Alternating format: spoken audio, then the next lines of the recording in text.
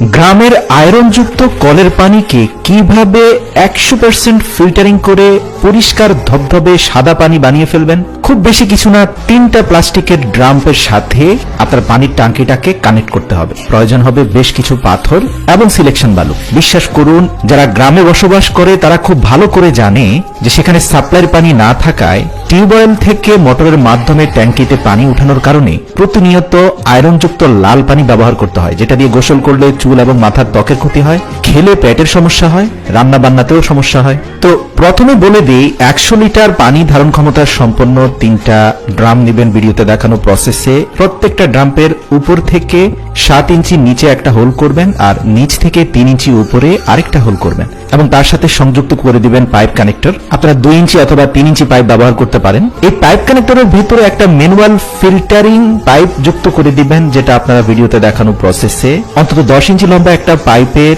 উপর নিচে করাত দিয়ে অর্ধেক পরিমাণ অংশ কেটে দিবেন। আপনারা দেখতে পাচ্ছেন পাইপের ভেতর থেকে স্পষ্ট দেখা যাচ্ছে যে বাইরে থেকে সূর্যের আলো ঢুকছে, তার মানে এখান দিয়ে ফিল্টারিং এর পানি খুব সহজে আসা যাওয়া করতে পারবে। ব্যাস, এরকম 6টা ফিল্টারিং পাইপ বানিয়ে কানেক্টরের ভেতরে প্রতিটা ট্যাঙ্কিতে 2টি করে ফিল্টারিং পাইপ যুক্ত করে দিন। এটাকে 3 স্টেজ ফিল্টার কোর বলা হয়। এবার আসুন, 3 ধরনের পাথরের কণা আপনাকে সংগ্রহ করতে হবে। প্রথম পাথরের কণাগুলো হবে একটু বড় সাইজের, দ্বিতীয় পাথরের কণাগুলো হবে মাঝারি সাইজের, তৃতীয় পাথরের কণাগুলো হবে আসলে সিলেকশন বালু। এবার আসুন, আপনার হাতে থাকা 3টা প্লাস্টিকের ট্যাঙ্কিকে 3টা ভিন্ন ভিন্ন উচ্চতায় রাখতে হবে। সবচেয়ে উপরে থাকা প্লাস্টিকের ড্রামের উপরের অংশের সাথে দ্বিতীয় প্লাস্টিকের ড্রামের নিচের অংশটা পাইপের মাধ্যমে কানেক্ট হবে। দ্বিতীয়টার উপরে থাকা পাইপের কানেক্টরের সাথে তৃতীয়টার নিচে থাকা পাইপের কানেক্টরের সাথে সংযুক্ত হবে।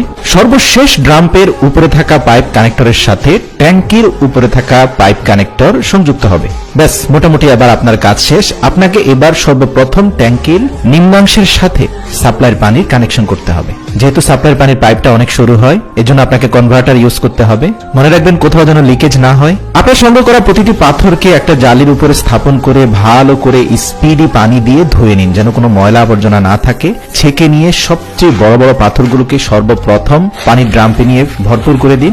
মাঝারি সাইজের পাথরগুলোকে দ্বিতীয় ট্যাঙ্কিতে।